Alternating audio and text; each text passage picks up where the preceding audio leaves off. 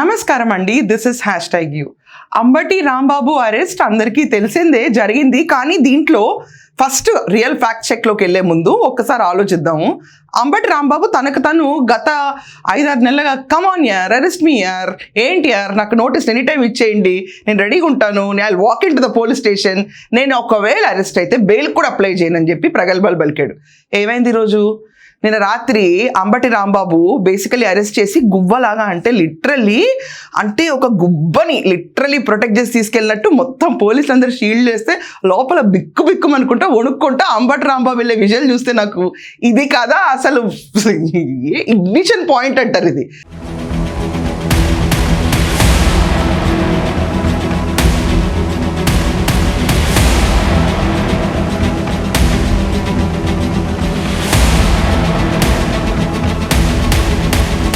So basically Ambati రాంబాబుకి వచ్చిన భయం పరాకాష్ట లెవెల్లో అనిపించింది. అంటే లిటరలీ టీడీపీ వాళ్ళు, యాక్టివిస్టులు, కామన్ పీపుల్ ప్రతి ఒక్కళ్ళు ఒక అరగంట మాకు వదలని మేము చూపిస్తాం, అంబటికి లైఫ్ లాంగ్ లెసన్ నేర్పిస్తూ ఉన్నారు. మెయిన్ స్ట్రీమ్ మీడియా అవనండి, సోషల్ మీడియా అవనండి, ప్రతి ఒక్క చోట అంబటి రాంబాబుని ఎరగదీసి పొయ్యిలో పెట్టేంత పని చేశారు. అంబటి రాంబాబు ఏమనుకున్నాడు తర్వాత వచ్చి, నేనెలా అంటానయ్యా, చంద్రబాబు నాయుడు గారు నేనెలా అంటాను, ప్రజలచే ఎన్నుకోబడ్డ ముఖ్యమంత్రి ఆయన్ని కాదు, అక్కడ ఉన్న మొత్తం మాటల్లో కలిపేసి ఆయన పేరు వచ్చేసినట్ట. నేను కూడా బూతులు తిట్టా, స్పర్ ఆఫ్ ది మూమెంట్. నన్ను వాళ్ళు తిడుతున్నారు, నేను వాళ్ళని తిట్టా. మధ్యలో చంద్రబాబు నాయుడు గారి పేరు కూడా వచ్చింది, కానీ ఆయన్ని కాదు ఉద్దేశించి నేను తిట్టింది. ఏమో అంబటి, నువ్వు మాట్లాడింది అక్కడ చంద్రబాబు నాయుడు గారి గురించే, అందరికీ తెలిసే విషయం. నువ్వు ఇంకా దాన్ని సర్దుమర్చుకుని మళ్ళీ వివరించుకుని గొంతు సవరించుకుని కొత్త స్వరం పలికే అనుకో, ఇంతకంటే జోక్ ఏం లేదు. అండ్ విచిత్రం ఏంటంటే మీరు అబ్జర్వ్ చేస్తే అంబటి రాంబాబు తన యూట్యూబ్ ఛానల్లో మళ్ళీ ఇది కూడా వ్యూస్ ఎక్కడ పోతాయి అన్నట్టు ప్రతిదీ అప్డేట్ పెడతా ఉంటాడు, ప్రతిదీ. సో అంబటి రాంబాబు ఇల్లుని ధ్వంసం చేశారు, కారుని పగలగొట్టారు, ఇవి అందరం చూసినవే. సో ఈ గుబ్బని ప్రొటెక్ట్ చేసి తీసుకెళ్ళి గుంటూరులో పోలీస్ స్టేషన్లో పెడితే పోలీసు వాళ్ళు బాబోయ్ ఇతను మేము కాపాడలేము, మా వల్ల కాదు అని చెప్పి అయినా కూడా అర్ధరాత్రి 11:30కి తీసుకెళ్ళి ఇడ్లీ ఇచ్చారు. అప్పుడు తిన్నాడు బాగానే, మళ్ళీ 2:30 ట్యాబ్లెట్లు వేసుకున్నాడు. తెల్లవారుజామున తర్వాత మధ్యాహ్నం మళ్ళీ టిఫిన్ ఇస్తామంటే మాకు వద్దుపా నేను తిన్నాడు. తిన్న తర్వాత సరే అని చెప్పి మొబైల్ కోర్టులో అతన్ని పరిచిన తర్వాత 14 రోజులు రిమాండ్ వేశారు మా అంబటికి. 14 రోజులు రిమైండ్ పోరాడతాడా లేదనేది ఇప్పుడు తెలిసిపోతూ ఉంటుంది, ఎందుకంటే ఈ ప్రగల్భాలని ఎంతకాలమని. కానీ అంబటి గురించి వస్తున్న వార్తలు మాత్రం చాలా వింతగా ఉన్నాయి. పోలీస్ స్టేషన్లో కాళ్ళు 2 ఎడం చేసి కూర్చోబెట్టారు ఇతనని. చూడండి కొంచెం, ఒకవేళ ఇది నిజమైతే కనుక కీళ్ళ నొప్పులతో వాతాలతో చచ్చిపోతాడు. ట్రెక్కింగ్ చేసిన బాడీ కానీ అది ముసలి బాడీ, పాపం ఏం చేయలేదు. అండ్ అంబటి రాంబాబు గురించి ఎవరు నమ్మరండి. వైసీపీలో రఘురామకృష్ణరాజు కూడా ఇలాగే చింతకాయ కొట్టారండి పాపం, సెల్లో కూర్చోబెట్టి. అందరూ చూసిన విజువల్స్ అవి. కానీ ఎవరు మేము కొట్టలేదు అని చెప్పి ఆ రోజు నోరు మూసి కూర్చున్నారు. ఈరోజు అంబటి మాటల్ని, బోరుగడ్డ మాటల్ని ఎవరు పెద్దగా నమ్మరు. అండ్ ఇదంతా కాకుండా అంబటి రాంబాబు ఇల్లుని ధ్వంసం చేశారు. So that's the reason why వాళ్ళ వైఫ్ వచ్చి ప్రొటెక్షన్ అడిగారు. దాని గురించి కూడా issues have been sorted.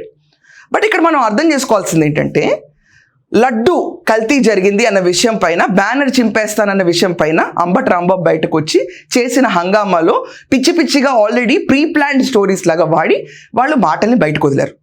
Within 24 అవర్స్లో ఈ దుష్ప్రచారపు చేస్తున్నటువంటి ఫ్లెక్సీని తొలగించకపోతే, పోలీస్ వారు యాక్షన్ తీసుకోకపోతే నేనే వచ్చి చించేస్తా. దీనిలో ఏ విధమైన సందేహం లేదు. ఇది ఒక రకంగా మూమెంటం క్రియేట్ చేయడానికి వైసీపీ చేసిన ఒక ఎత్తుగడ. దీంట్లో మనం అబ్జర్వ్ చేస్తే జగన్మోహన్ రెడ్డి ఎక్కడో బెంగళూరులో కూర్చుంటాడు, మేబీ ఈరోజు దిగుతాడు ఖచ్చితంగా తాడేపల్లి ప్యాలెస్కి, ఒక ప్రెస్ మీట్ ఇస్తాడు, వెళ్ళిపోతాడు. సో జగన్మోహన్ రెడ్డి నోట్ నుంచి ఎక్కడైనా కూడా కల్తీ లడ్డు గురించి ఒక వివరణ వచ్చిందా? ఈ రోజు దాకా రాలా. వీళ్ళు కల్తీ లడ్డు పోస్టర్లు వేస్తే బాధ వచ్చింది, కానీ జగన్ యేసునాథుడికి జై పోస్టర్లు చూస్తే మాకే బాధ రాకూడదా? ఏముంది అక్కడ, లడ్డీలో కల్తీ జరిగిందన్నారు, తప్పేంటి? సుబ్బారెడ్డికి పట్టలేదు, ధర్మారెడ్డికి పట్టలేదు, జగన్మోహన్ రెడ్డికి పట్టలేదు, అదే రాశారు, దాంట్లో తప్పేంటి? ఇన్ఫ్యాక్ట్ అది ఎడ్యుకేట్ చేస్తుంది జనాల్ని. అది వాళ్ళకి నచ్చక కల్తీ లడ్డుపై సిట్ ఛార్జ్షీట్ ఫైల్ చేసిన దానిపైన అర్జెంటుగా టాపిక్ డీవియేట్ చేయాలని చెప్పి అంబటి వచ్చి చంద్రబాబు నాయుడు గారిని తిట్టేశాడు. దాని తర్వాత జోగి రమేష్ వచ్చేసి లోకేష్ని, చంద్రబాబు నాయుడు గారిని తిట్టేస్తున్నాడు. ఇదంతా కాకుండా రాష్ట్రం అంతటా ఒక అల్లకల్లోలు సృష్టిస్తున్నారు. జోగి రమేష్ ఇంటిపైన మంటల దాడి, అంబటి ఇంటిపైన దాడి, నిప్పు రవ్వ ఇలాంటి కాన్సెప్ట్ అన్ని తీసుకొచ్చేసి రాష్ట్రం అట్టుడుకుతుందని ఒక డీవియేషన్ టాక్టిక్ మొదలుపెట్టారు.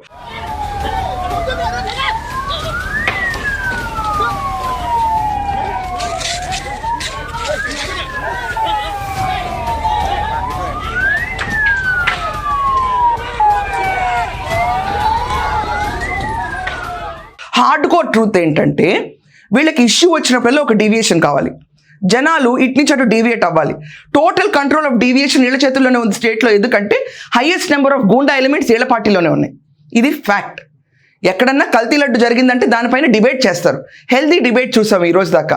కానీ ఇలా వచ్చి బూతులు తిట్టి టాపిక్ని డీవియేట్ చేసేసి ఏదో అరాచకం టీడీపీ వాళ్ళు చేస్తారు అన్నట్టు మాట్లాడడం చాలా వింతగా ఉంటుంది.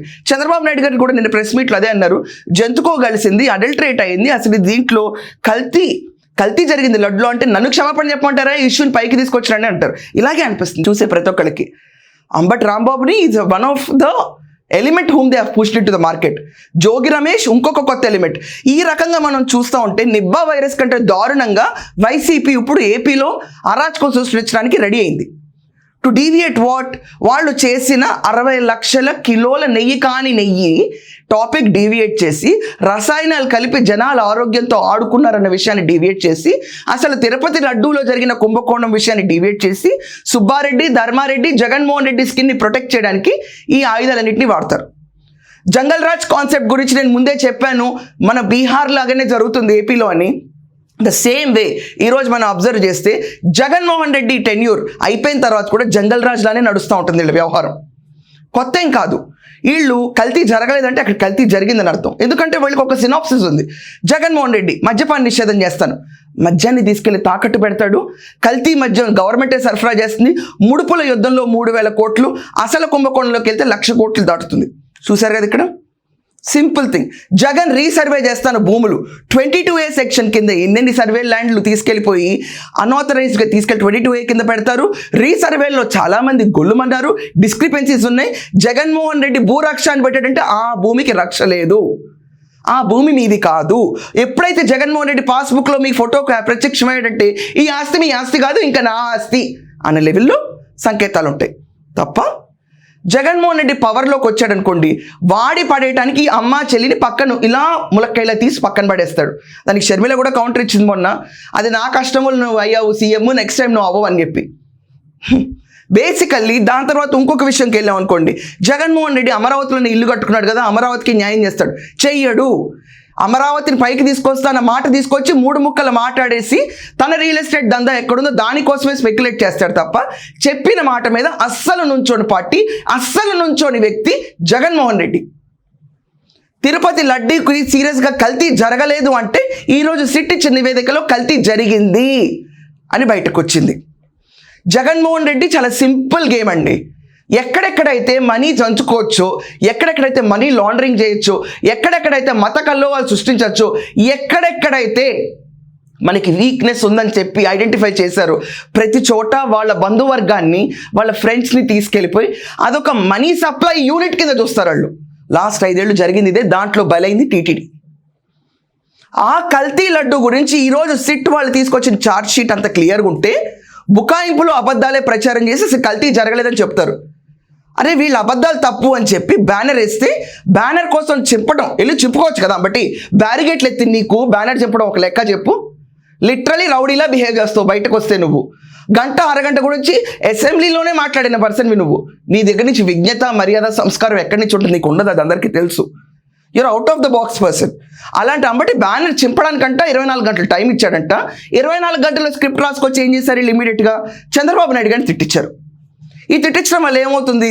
టాపిక్ మొత్తం డీవియేట్ అయిపోయి చంద్రబాబు నాయుడు గారిని తిట్టిన విషయం పైనే ఫోకస్ అయ్యి కల్తీ గురించి పక్కన పడేస్తారు అందరూ.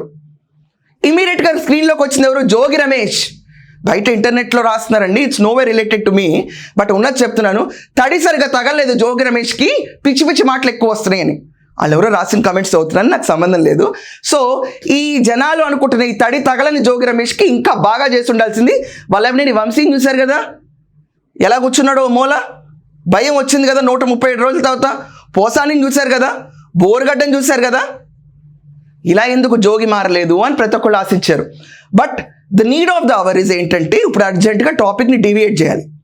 కల్తీ నుంచి డీవియేట్ చేసి చంద్రబాబు నాయుడు గారి మీద అక్యూజేషన్స్ డైరెక్ట్గా బూతులు తిడితే రాష్ట్రం అంతటా అట్టుడుకుతుంది. అట్టుడికినప్పుడు గొడవలకి దారి తీయచ్చు. గొడవలకి దారి తీసినప్పుడు వీళ్ళో వాళ్ళు ఎవరికి తెలియదు ఇప్పుడు దాకా. ఎవరు వాళ్ళే వాళ్ళ ఇంటికి సొంతంగా నిప్పు పెట్టించుకోవచ్చు కదా. ఈరోజు దాకా బయటకు రాలేదు ఈ న్యూస్. సో ఇలాంటి అగ్ని ప్రమాదాలు, ధ్వంసాలు, దాడులు, బీహార్ రకమైన రాజకీయం, జంగల్ రాజ్ యాక్టివిటీస్ తీసుకొచ్చి ఆంధ్రప్రదేశ్ అన్రెస్ట్ స్టేట్ అని చెప్పి ఇదంతా కాకుండా ఈ నెల మనం అబ్జర్వ్ చేస్తే బిల్ గేట్స్ ఆంధ్రప్రదేశ్కి వస్తున్న తరుణంలో ఇలాంటి విషయాలన్నీ తీసుకొచ్చి కల్తీ లడ్డుని పక్కన పడేసి బిల్ గేట్స్ వచ్చే ముందు అన్రెస్ట్ క్రియేట్ చేసి మొత్తానికి ఆంధ్రప్రదేశ్ అన్నది ఒక అన్సేఫ్ ప్లేస్ అన్న ఫినామినల్ బాక్స్లో పెట్టడానికి వైసీపీ చేస్తున్న మహా కుట్ర ఇది. ఇది డీవియేషన్ టాక్టిక్ ఒక్కటే కాదండి, రాష్ట్రాన్ని పతనంకి తీసుకెళ్ళటానికి కుట్ర. దీంట్లో పదవులు అక్కర్లేదు, నెక్స్ట్ టైం మేము వస్తామో రామో తెలియదు, అసలు బేసికలీ ఏ మినిస్టర్కి ఏ కేటగిరీకి ఏ ఎన్లైటన్మెంట్ ఉండాలో కూడా తెలియని క్యాండిడేట్స్లో అంబటి ముందుంటాడు. అంబటి లాంటి జోగి రమేష్ని, రోజాని, పేరు నానిని, ఇదంతా కాకుండా సజ్జలని వీళ్ళని వదిలి వాళ్ళకున్న సోషల్ మీడియాను ఉసిగల్పి ఎట్ ద సేమ్ టైం టాపిక్ని డివేట్ చేసి ఆంధ్రప్రదేశ్లో ఈరోజు మెయిన్ ఫోకస్ ఏంటంటే బాబు గారిని తిట్టాం 41 నోటీస్ ఇచ్చి వెళ్ళిపో. ఇది దీన్ని 2 యాంగిల్స్గా చూడొచ్చు. చంద్రబాబు నాయుడే కాదు, for that matter any CM ఉన్నా బూతులు మాట్లాడే వాళ్ళ మాటలు చెళ్ళు అనిపించాలి. మినిమం బేసిక్ రెస్పెక్ట్ ఉండదు. ఇదే మాట అంబటి రాంబాబుకి ఎవరన్నా ఓపెన్ డిబేట్లో కూర్చుని అతనన్న మాటలు అతని కంటే సహిస్తాడా? Maybe if your thick skin no one can do anything. So ఈరోజు జగన్మోహన్ రెడ్డి చేస్తున్న ఈ పైశాచికం మాత్రం సింపుల్ అండ్ డీవియేషన్ టాక్టిక్. దొరికిపోయాడు, కల్తీ లడ్డులో దొరికిపోయాడు, ఓట్లు పడవు, వాళ్ళ పార్టీ అతపాతాలోకి వెళ్ళటం ఖాయం. ఇలాంటి తరుణంలో only main figure Chandrababu Naidu గారిని టార్గెట్ చేసి తిడితే మొత్తం టాపిక్ డీవియేట్ అవుతుందని ఒక సింపుల్ స్కెచ్తో ముందుకు వచ్చిన రౌడీలు వీళ్ళందరూ. ఇంతకంటే ఏమనరు, ఇలాంటి భాష మాట్లాడే వాళ్ళని రౌడీలే అంటారు, ప్రజానాయకులు అనరు. కోర్టు కూడా బుద్ధి చెప్పింది ఇలాంటి మాటలు మాట్లాడతారా అని, అయినా బుద్ధి రాదు వీళ్ళెవరికి. సో ఎవరు డీవియేట్ అవ్వకుండా ఈ గుబ్బ సేఫ్గానే ఉంది. ఇప్పుడు తీసుకెళ్ళి జైల్లో, రాజమండ్రి జైల్లో పెట్టారు, ఏం పర్లేదు. నాకు తెలిసి రేపు బెయిల్కి అప్లై చేసి మామూలుగానే బయటకు వస్తాడు, పెద్ద ఇష్యూగానే కాదు. అతను చేసిన మాటలకు ఒక కార్ డ్యామేజ్కి they will fight their own cases. But ఈ డీవియేషన్ టాక్టిక్ని మీరందరూ ఎలా చూస్తున్నారు? జగన్మోహన్ రెడ్డి వచ్చి పెట్టే ప్రెస్ మీట్లో అంబటిని సపోర్ట్ చేస్తాడా, లేకపోతే రాష్ట్రాన్ని ఇంకా బగ్గుమనిపించే ప్లాన్లు వేస్తాడా? ఖచ్చితంగా ఆలోచించాలి కదా ఈ విషయం పైన. కమెంట్స్లో మీ ఒపీనియన్ మెన్షన్ చేయండి. That's all for now. Thank you.